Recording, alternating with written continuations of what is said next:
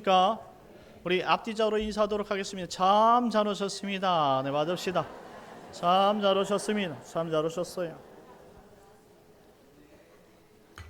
너무 잘 오셨습니다. 감사합니다. 오늘 우리는 본문 말씀을 통해서 레위를 부르시다라는 제목으로 은혜를 나누려고 합니다. 예수님께서 온몸이 굳어있던 중풍병 환자를 고치셨습니다. 그 어떤 인간도 손댈 수 없었고 고칠 수 없다던 그런 질병을 말씀으로 치료하신 것입니다. 지붕 꼭대기에서 친구들의 손을 의지하여 내 줄에 묶여 내려오던 이 중풍병 환자를 예수님께서 지켜보시고 작은 자야 내 죄 사함을 받았느니라 라고 말씀을 해주셨습니다. 그때 하나님의 능력이 이미 중풍병자에게 나타나기 시작했던 것입니다. 예수님께서는 그의 죄를 말씀으로 씻어내셨고 사람들은 수근거리기 시작합니다. 예수님 그때 이와 같은 하나님의 은혜를 부정하고 싶은 자들을 향하여 꾸짖으시는데 중풍병자에게 일어나 내 상을 들고 걸어가라 라고 말씀하시며 이 평생 누워 있어야 하는 그 환자를 일으켜 자기의 들 것을 들고 자리를 떠나게 하는 능력을 보여주셨던 것입니다. 이것이 인간의 능력일까요? 아닙니다. 오직 하나님만 하실 수 있는 하나님의 역사임을 믿으시기 바랍니다. 그때 모든 사람들이 잃어버린 행복을 되찾았고 하나님께 영광을 돌리기 시작합니다. 이 시간 여러분들도 살아계신 하나님을 만나면 이와 같은 하나님의 은혜를 경험할 것이고 하나님의 영광을 돌리는 예배자가 되는 줄 믿으시기 바랍니다. 그리고 나서 예수님 바닷가로 다시 나가셨고 또한 지나가시다가 세관에 앉아있던 알페오의 아들 레위를 만나게 되신 것입니다. 14절 말씀 다 같이 읽겠습니다. 시작. 또 지나가시다가 알페오 아들 레위가 세관에 앉아 있는 것을 보시고 그에게 이르시되 나를 따르라 하시니 일어나 따르니라. 아멘. 레위는 당시 세관에 세금을 걷던 세리였습니다. 로마 정부는 자국이 지배하고 있는 모든 식민지로부터 세금을 징수합니다. 그때 각 나라들에게 이 로마가 직접 세금을 징수하는 것이 아니라 그 나라에 속했던 사람들을 세리로 고용하고 그들을 통해서 세금을 걷도록 하였던 것이죠. 그들은 자국민들에게 여러 가지 세 이름을 매깁니다. 이것은 판매세, 이것은 관세, 이것은 무역세, 이것은 기타 등등의 세금이라고 말이죠. 그러니 그들이 세금이 매겨지면 세금을 매기는 그것이 바로 세금의 대가가 되는 거예요. 이처럼 세에서 남은 마진으로 그들은 생활고를 채우는 방식의 삶을 택했던 것입니다. 이런 그들을 이해해 줄 사람들이 몇이나 될까요? 가뜩이나 어려운 생활고에 자신들이 어렵게 모은 돈을 빼앗아 로마에 넘겨주고 자신들을 배불리게 하는 그러한 세리들을 좋게 여길 사람들이 몇이나 있겠느냐 이 말이죠. 그래서 이스라엘 백성들은 그들을 일반적인 사람으로 취급하지 않고 당시 사회에서 죄를 범한 죄인들의 같은 동류, 부류로 그들을 취급했던 것입니다. 그러다 보니 자연스럽게 세리들은 친구들이 없어지고 죄인들과 함께 무리지어 사는 이 범죄자의 동류, 범죄자 취급을 받기 시작했던 것입니다. 그와 같은 어려움에 있던 이 레위를 보신 예수님입니다. 문장에 기록된 그를 보셨다라는 이 말씀은 우리 인간의 눈으로 보는 시각을 의미하지 않습니다. 이 보다라는 단어 에이데는 이 에이도의 과거형으로 이미 그 사람을 경험하여 알고 있다라는 그러한 동사예요. 한마디로 예수님께서는 이미 그를 기억하고 찾아오셨다라는 설명이 담긴 표현입니다. 사람들이 그를 외면하고 무시할 때 예수님만은 그를 외면치 않으셨다라는 말씀입니다. 그에게 찾아오십니다. 그렇습니다. 사람들은 죄인이라 치부하는 사람들을 외면하고 떠나가는 것이 다반사이지만 예수님께서는 오히려 외롭고 소외된 자들의 친구가 되어주신다는 사실을 기억하시기 바랍니다. 오늘 여러분들 이 자리에 참석하여서 여러분들이 어떤 위로를 받고 싶습니까? 오늘 이 자리에 참석한 모든 사람들은 사람의 위로를 받지 마시고 바로 우리에게 영원한 생명을 주시고 영원한 평안을 주시는 예수님의 위로를 받으시길 예수님의 이름으로 축원합니다. 실제 마태복음 11장 19절 말씀에 보면 예수님은 세리와 죄인의 친구라는 별명을 가지고 있습니다. 예수님 일반인과 범죄자를 가리지 않았다 이 말입니다. 예수님은 이 높고 낮음을 따르지 않았어요. 그리고 형편을 따지지 않았습니다. 그가 질병에 걸리던 질병에 걸리지 않던, 그 사람이 어떤 환경에 처했던 상관없이 그 사람이 예수님께로 오는 건 다 막지 않으시고 받으신 분이다 라고 말씀합니다. 마태복음 5장 3절 말씀을 통해 보면 예수님께서 팔복을 설명하실 때에 심령이 가난한 자가 복이 있나니 천국이 그의 것이미로다 라고 가르쳐 주셨습니다. 심령이 가난하다는 말씀은 무엇일까요? 그 누구도 기댈 자가 없는 자들, 오직 하나님께만 기댈 수 있는 외롭고 힘든 사람들을 심령이 가난한 자라고 설명하는 것입니다. 그런 그를 예수님께서 찾아와 그를 자신의 제자로 삼으신 것입니다. 제자라는 단어 마데테스는 따르는 자를 설명합니다. 누가 예수님을 따를 수 있습니까? 여러분들이 생각할 때 예수님을 따르고 싶을 때 사람들이 예수님을 막 따를 수 있는 분이라고 생각이 되십니까? 전혀 그렇지 않습니다.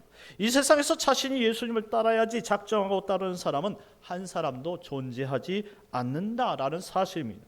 모두가 예수님께서 이와같이 찾아와 만나 주셔야 마음에 감동을 받게 되어지고 그 감동을 통해서 예수님을 따르게 된다는 사실이죠. 생각해 보세요. 여러분들 이 자리에 찾아서 여러분들 예배 드리는 것이 여러분들이 자원해서 예배 드리러 나오신 분이 계시냐 이 말입니다. 주님께서 다 찾아가 만나 주셔서 여러분들 감동을 주시고 여러분들에게 예배할 수 있는 마음을 주셨기 때문에 힘들어도 여러분들의 일상의 자리를 내려놓고 오늘 주일 예배 자리를 기억하고 이 자리에 나온 것이 아니냔 말입니다.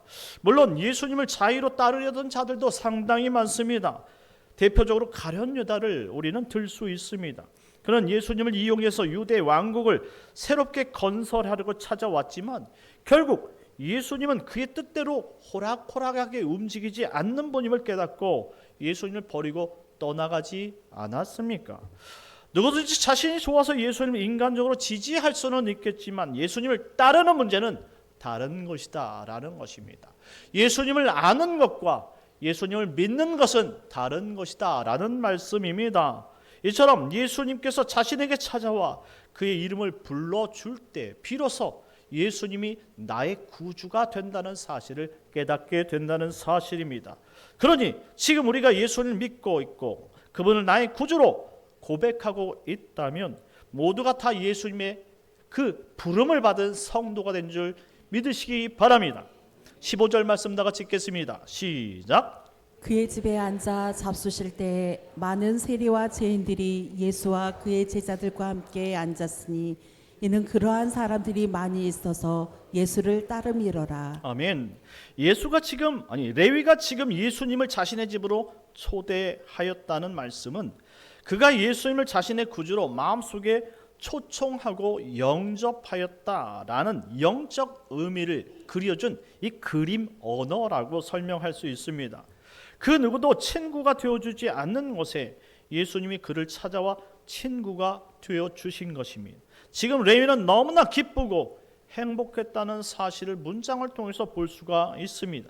예수님을 만나면 누구든지 이와 같은 기쁨과 행복을 얻게 되는 줄 믿으시기 바랍니다.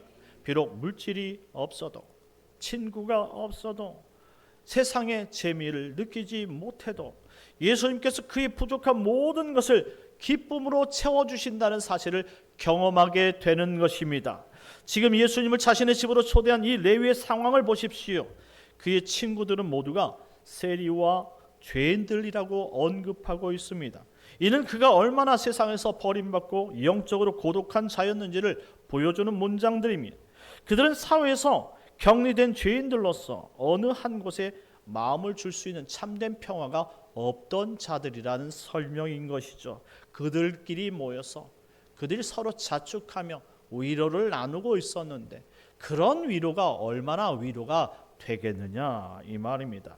그런 레위의 인생에 예수님이 그를 기억하고 찾아와 그게 진정한 기쁨과 평안이 무엇인지를 가르쳐 주신 것입니다.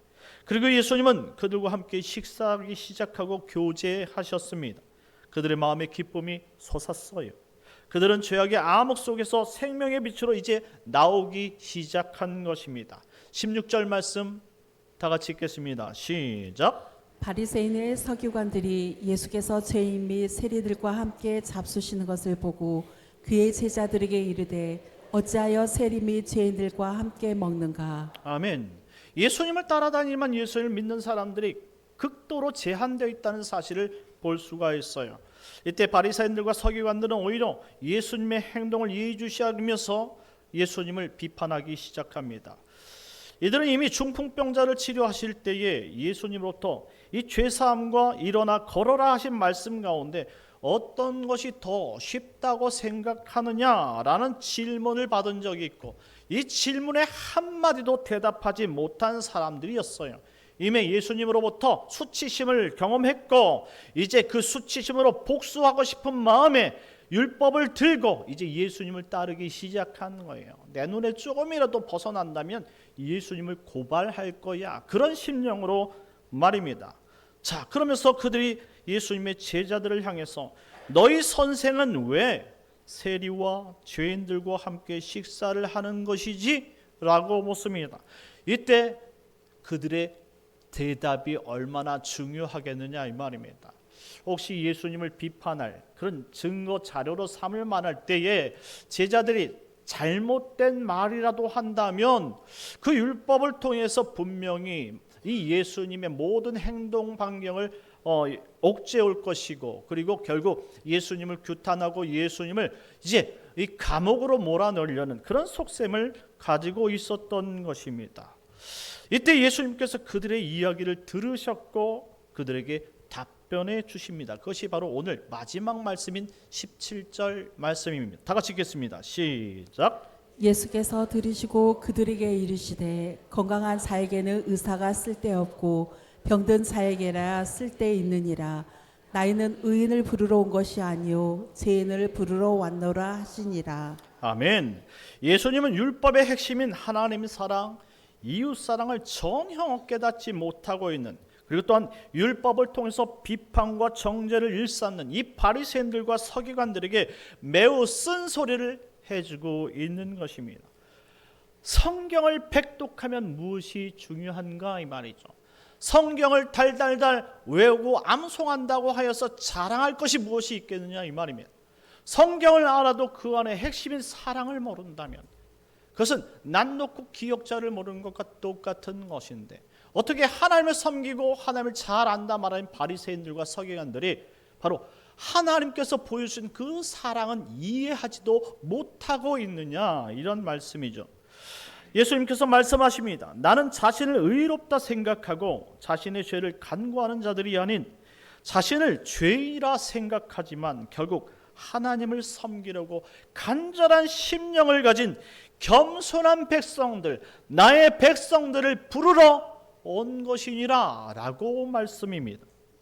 사랑하는 성도 여러분, 예수님은 외로움과 고독함 그리고 각종 어려움으로 삶에 지친 자들을 찾아 이 땅에 오셨어요. 그것이 하나님의 사랑이기 때문입니다.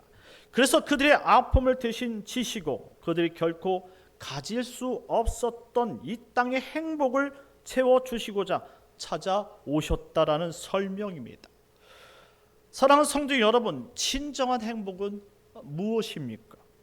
이 세상에서 조금만 노력하면 가질 수 있는 것이 진짜 행복이라고 생각하십니까? 이 세상에서 내가 가질 수 있는 것들을 내 인생에 채우는 것은 행복이라기보다는 만족이라고 말할 수 있습니다.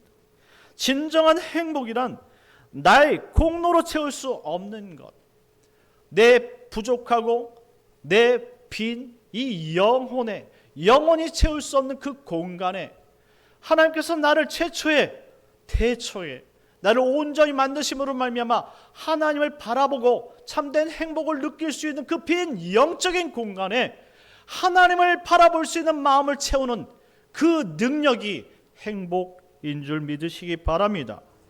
하나님의 은혜로 우리 텅 빈 가슴을 채울 때 우리는 행복하다라고 고백하게 되는 거예요. 그러니 물질을 열심히 이 땅에서 쌓아도 만족함이 없는 것이 인간인 것이죠. 사랑하는 사람을 만나고 그 사랑하는 가족들을 우리가 통해서 일평생 사랑을 누리고자 해도 애써도 그것이 완전히 채워지지 않는 것이 인간의 행복이란 말입니다. 그러니 인간의 어떤 것으로도 채울 수 없는 우리 인생의 빈 헛헛한 공간은 오직 하나님의 말씀으로, 하나님의 성령으로만 채울 수 있다는 사실을 기억하시기 바랍니다. 너무나 헛헛한 그 인생에 오늘 찾아오셔서 그 고독감을 채워주시고 그 고독감이, 외로움이 이제 변화해서 행복감과 기쁨의 사실로 바꾸기 위해서 오늘 예수님이 레위에게 찾아와 주셨고 2000년 후인 지금 우리 21세기를 사는 우리들에게 찾아와 우리를 만나 주신 줄 믿으시기 바랍니다. 그러니 오늘 우리가 그분을 만날 때에 진짜 행복하다라고 말할 수 있는 것입니다. 우리가 오늘 예수님을 우리 주인으로 모실 때에 비로소 진짜 인생이 행복하다는 사실을 경험하게 될 줄 믿습니다. 예수님을 만났던 레위는 12제자의 마태가 되어 인생의 행복이 무엇인지 깨닫게 되었고 죄인의 직분을 버리고 의의 직분을 얻어 이제 이 세상이 아닌 바로 하나님의 나라와 그 영광을 위해 걸어가기 시작했다 이 말입니다. 오늘 여러분들이 세상 속에서 오늘 주의를 지키기 위해서 이 거룩한 땅 교회에 오신 이유는 무엇입니까? 우리의 죄의 직분을 버리고 오직 의로우신 예수님을 우리 마음속에 받아들임으로 말미암아 의로운 직분을 받아 세상 속에 세상이 줄 수 없는 그 기쁨과 평안을 누리고 특별히 하나님 나라를 위해서 우리가 살아가기 위해서 여러분들이 부름받은 것이 아니냔 말입니다. 오늘 그 부름에 아멘으로 순종하시고 오늘 레위가 아멘으로 받아 예수님의 참된 제자가 된 것처럼 여러분들도 오늘 여러분들의 주인 되신 예수님께 참된 고백을 하시고 또 한 주간 또 하루 우리에게 주신 이 2026년을 거룩함으로 하나님 나라의 영광을 위해서 복되게 살아가 참된 행복이 무엇인지 모든 사람들에게 가족 구성들에게 깨닫고 전달해주는 복된 성도님들 되시길 예수님의 이름으로 축원합니다. 오늘 이 시간 다 같이 기도합시다. 기도하실 때 하나님 우리에게도 이와 같은 행복을 주시옵소서. 오늘도 이와 같이 만족함을 주시고 기쁨을 주셔서 세상으로는 채울 수 없지만 오직 내 헛헛한 영혼을 주의 영광으로 채우게 하시고 주의 말씀과 주의 영혼 성령 충만으로 채우셔서 인생이 변하지 않는 의의 직분을 가지고 하나님 나라를 향해서 기쁨으로 나갈 수 있는 전진할 수 있는 새 소망을 가진 백성들 되게 하여 주옵소서. 특별히 하나님 오늘 아버지 특별히 중직자를 선출합니다. 은혜를 내주셔서 귀한 일꾼이 선출되게 하여 주옵소서. 주여 먼저 지고 기도하도록 하겠습니다. 주여 하나님 아버지 은혜를 내려 주시옵소서. 주의 은혜가 아님 아버지 살아갈 수 없습니다. 아버지 고독함과 괴로움에 쌓여있던 그 레위를 만나주심으로 말미암아 죄인의 직분을 버리고 의의 직분을 받아 하나님의 영광을 위해서 살아갔던 그 삶을 우리가 보고 우리처럼 아버지 불쌍하고 우리처럼 아버지 정말 고독감 외로움에 있는 저희들에게도 하나님 찾아와 주셔서 우리에게 행복감과 기쁨과 감사가 넘칠 수 있는 복을 내려 주시옵소서. 오늘 하나님을 나의 주라고 고백하게 하시고 나를 구원하신 예수님을 바로 볼 수 있는 온전한 믿음을 갖게 하여 주시옵소서. 오늘 이 하루 하나님 복되게 하시고 이후에 있을 투표에도 성령으로 충만케 하여 주시옵소서. 예수님의 이름으로 기도드리옵나이다. 참 좋으신 하나님 은혜를 감사합니다. 세상의 고독감과 외로움에 있던 우리를 부르시고 하나님의 자녀 삼아주셔서 참된 기쁨과 참된 행복이 무엇인지 발견케 하신 하나님 감사합니다. 이 시간 우리 하나님과 동행하여 더불어 행복한 인생을 살게 하여 주시옵시고 과거의 죄된 인생이 아닌 아버지 21세기 우리에게 주신 새로운 비전과 큰 소망을 품고 아버지 주님께서 원하신 그 삶을 살게 하여 주시옵소서. 2026년도 기도한 대로 바라는 대로 이루어지게 하여 주시옵시고 성령의 충만을 받아 우리 가정이 다 가정 천국을 이룰 수 있도록 축복하여 주시옵소서. 오늘은 우리 70주년을 맞이해서 중직을 선출하고자 합니다. 하나님 아버지 후보자들에게 능력을 주시고 하나님 아버지 그들을 어여삐 여길 수 있는 마음을 주시고 하나님 아버지 모든 선출 가운데 하나님의 역사와 능력이 덮게 하여 주시옵소서. 예수님의 이름으로 기도드리옵나이다. 아멘.